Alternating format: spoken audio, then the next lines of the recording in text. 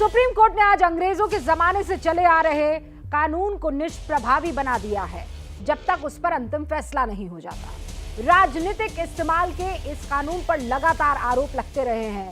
इस अंतरिम व्यवस्था में देशद्रोह कानून के तहत कोई नया केस दर्ज नहीं होगा।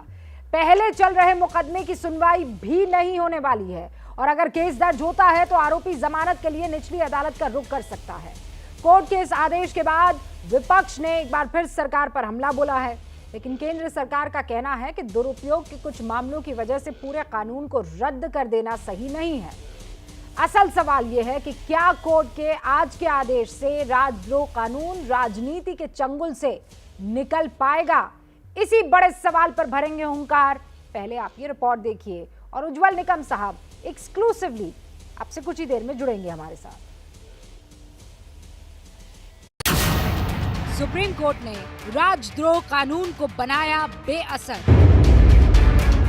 ये सुप्रीम कोर्ट ने यह आदेश दिया है कि और नए केस ऐसे दर्ज ना हो और पुराने जो हैं वहीं के वहीं कुछ दिन के लिए रुक जाए। सरकार ने कानून को बताया जरूरी, लेकिन कानून में बदलाव की उठ रही है मांग। हमारे यहाँ पर ब्रिटिश रूल्स के जो नियम है, जो ऑफेंस है, उस पे काम करने वाला उद्धव ठाकरे और ये सरकार मोदी जी सिर्फ ये सब चीजें हटा सकते हैं। तो आने वाले समय में जब जून में हमारा पार्लियामेंट होगा, एज ए मेंबर जब इसमें कोई भी अमेंडमेंट्स सरकार लाएगी तो उस पे जरूर बोलेंगे। सुप्रीम कोर्ट के फैसले के बाद तेज हुई सियासत। ऐसा फैसला आया है कि इस तरह के मुकदमे ना लगें और राजद्रोह जैसे गंभीर मुकदमे जो लगाए जा रहे थे, ये भारतीय जनता पार्टी जब से सरकार में आई है इस कानून का ज्यादा दुरुपयोग हुआ है।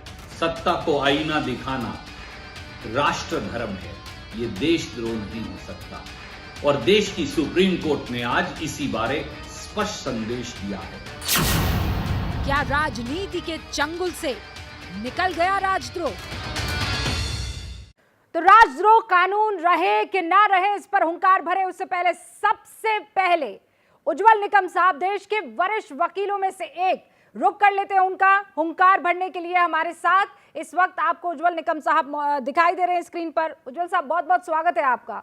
मेरा पहला सवाल यही है कि एक वकील के नाते सर, आप इस कानून को 162 साल पुराने राजद्रोह कानून को कैसे देखते हैं?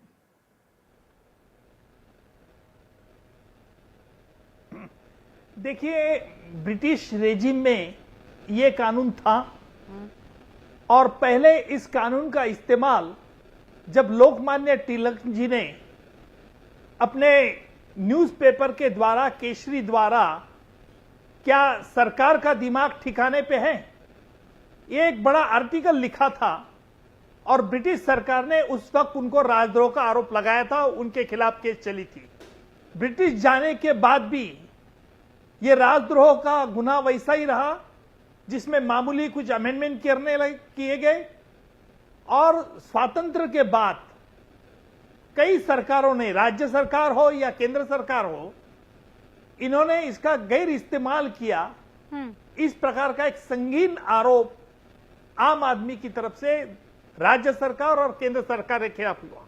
मुझे लगता है कि बहुत एक ऐतिहासिक ये कदम सुप्रीम कोर्ट ने उठाया है, जिसकी मैं बहुत सराहना करता हूं, क्योंकि फंडामेंटल राइट्स के अगेंस्ट ये ऐसी धारा है कि जिसके आधार पर सरकार, कोई भी सरकार हो, राज्य सरकार हो या केंद्र सरकार हो, अगर उनके खिलाफ कोई पॉलिटिकल लीडर्स, आर्टिस्ट और कोई लेखकों ने कुछ लिखान किया तो वो राजद्रोह माना जाता था और ऐसे में उनके फंडामेंटल राइट्स को उसको वायलेशन होता था।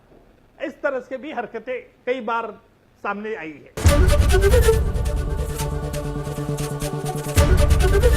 एबीपी न्यूज आपको रखे आगे।